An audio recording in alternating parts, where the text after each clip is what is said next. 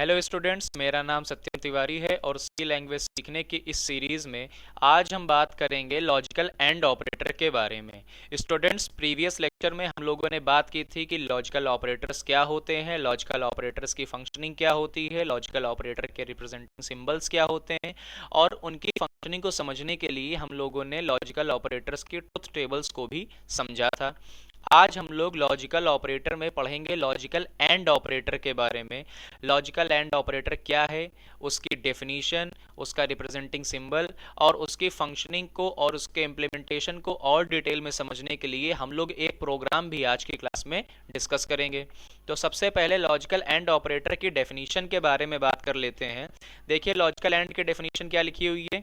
It is a logical operator which requires at least two conditions for implementation. It executes and produces the result when both given conditions are true. ये बोल रहा है कि logical operator जो है हमारा logical and, उसको कम से कम दो कंडीशंस की रिक्वायरमेंट होती है इम्प्लीमेंट होने के लिए, और ये तभी एग्जीक्यूट होता है और रिजल्ट को प्रोड्यूस करता है जब हमारी दी हुई दोनों कंडीशंस क्या होंगी, सही होंगी। सबसे पहले यहाँ पर लॉजिकल एंड के बारे में बात कर लेते हैं कि एटलीस्ट लिखा हुआ है। इट मीन्स इसे मिनिमम टू कंडीशन तो चाहिए ही चाहिए। अगर हम दो से ज़्यादा कंडीशन दे दें कोई प्रॉब्लम नहीं है, दो से कम नहीं होनी चाहिए। तो वही चीज़ यहाँ पर लिखी हुई है कि मिनिमम टू कंडीशन होनी चाहिए और ये तभी एग्जीक्यूट करेगा जब दोनों कंडीशन ट्रू होंगी। अगर फॉर एग्जांपल हमने 5 या 6 कंडीशन दे दी हैं लॉजिकल एंड ऑपरेटर में, कोई दिक्कत नहीं है, दो कम से कम होनी चाहिए, दो से ज़्यादा जितनी आप देना चाहें, बट जितनी भी कंडीशन आप देंगे वो सारी की सारी कंडीशन आपकी ट्रू होनी चाहिए। अगर हमने 5 कंडीशंस को इम्प्लीमेंट किया है तो हमारी 5 की पाँचों कंडीशन सही होनी चाहिए।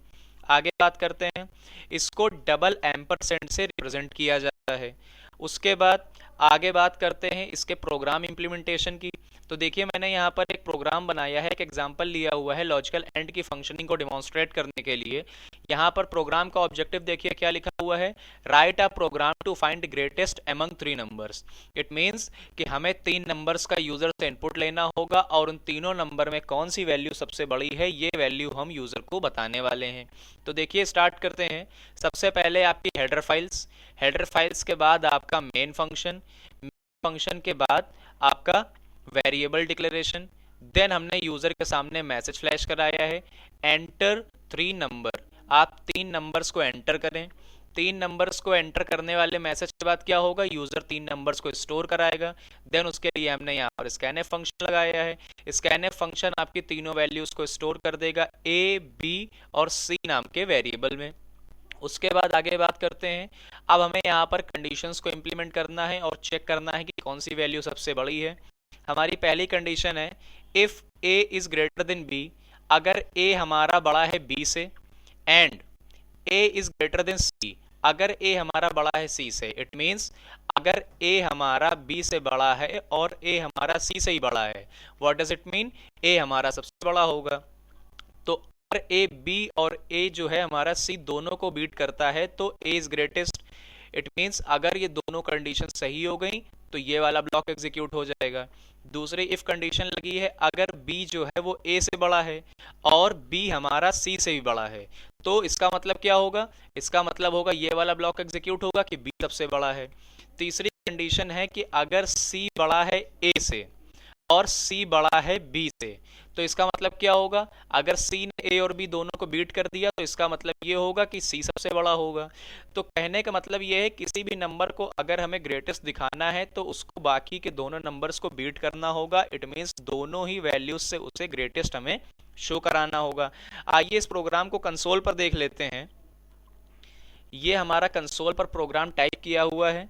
यहाँ पर देखिए मैसेज लगा हुआ है, एंटर 3 नंबर। 3 नंबर आपके ए, बी और सी में आ गए।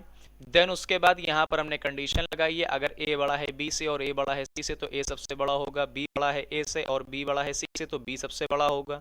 अगर सी बड़ा है ए से और सी बड़ा है बी से तो सी सबसे बड़ा होगा। इसको एक बार कंपाइल करा लेते हैं। हमने कंपाइल कराया, कंपाइलेशन सक्सेस हो चुका है, कोई वार्निंग नहीं, कोई एरर नहीं। रन कराएंगे। रन कराते ही देखिए आपके सामने एक मैसेज आएगा, एंटर 3 नंबर। आप 3 नंबर्स को एंटर कराइए। तीनों नंबर आपकी चॉइस के होंगे। फॉर एग्जांपल हमने यहाँ पर एंटर किया 7, दूसरा नंबर 4 और तीसरा नंबर हमने दे दिया यहाँ पर 3। अब आप समझ रहे हैं कि 7, 4 और 3 में सबसे बड़ा कौन सा है? सबसे बड़ा नंबर आपका 7 है। जैसे ही आप एंटर हिट करेंगे ये क्या बताएगा? 7 इज ग्रेटेस्ट। तो इस तरह से आप चाहें तो अपने प्रोग्राम को रन करा के देख सकते हैं। ये आपका प्रोग्राम तीनों नंबर में कौन सी वैल्यू सबसे बड़ी है ये आपको बताएगा। प्रीवियस आउटपुट को क्लियर करने के लिए आप यहाँ पर CLR फंक्शन को भी इम्प्लीमेंट कर सकते हैं, जिसके बारे में मैं आपको प्रीवियस लेक्चर्स में बता चुका हूं। जैसे ही आप रन कराएंगे प्रीवियस वाला आउटपुट आपका इरेज हो जाएगा। यहाँ पर आप फिर से देख सकते हैं, पहला नंबर, दूसरा नंबर और तीसरा नंबर। इस बार हमारा 20 सबसे बड़ा है, 20 ग्रेटेस्ट आंसर आ गया। यहाँ पर ये आपको चीज समझ में आ गई होगी। इसके बाद आगे बात करते हैं। फॉर एग्जाम्पल अगर हमारा बी वाला नंबर सबसे बड़ा है तो हमारा बी वाली कंडीशन एग्जीक्यूट हो जाएगी। उसके बाद कई सारे बच्चों का सोचना ये होगा कि वो सी वाली कंडीशन को एग्जीक्यूट नहीं करेगा, बट ये गलत है। यहाँ पर इफ के 3 ब्लॉक बनाए हैं हमने और ये तीनों ही ब्लॉक बिल्कुल अलग अलग हैं, तो इसीलिए अगर ये कंडीशन सही हो भी जाती है तब भी वो तीसरे वाले इफ को जरूर चेक करेगा, क्योंकि तीनों ही इफ के ब्लॉक सेपरेटली एग्जीक्यूट किए गए हैं। आई होप ये वीडियो आपको पसंद आया